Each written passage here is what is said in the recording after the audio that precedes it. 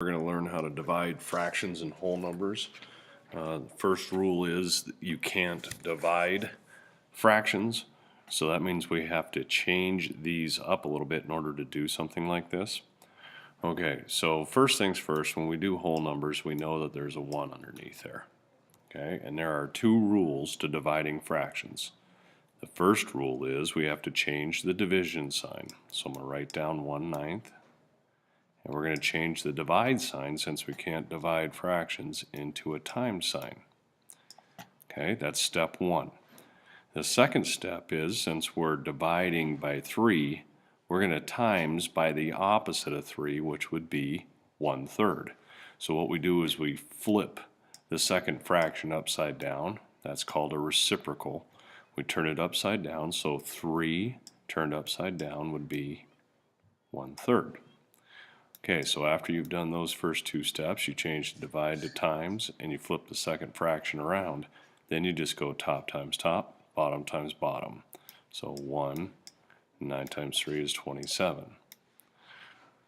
Your answer is 1/27. So what this means is if I had 1/9 of a piece of pizza and I cut that 1/9 up into 3 equal pieces, every piece would be 1/27 of that original pizza. Alright, let's try another one here. Okay, I have 7 divided by 1/2. So remember that 7 has a 1 underneath it, and we have two rules. You have to change the divide to times, and you have to flip the second fraction upside down.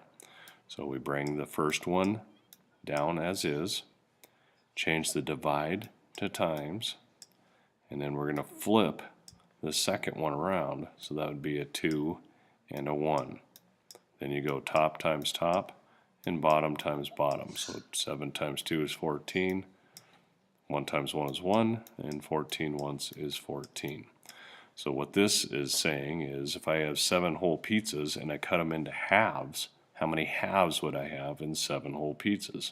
Well, you would have 14. The biggest mistake a lot of kids make is they flip the first one instead of the second fraction, so make sure you don't do that. You always flip the divisor, or the second fraction.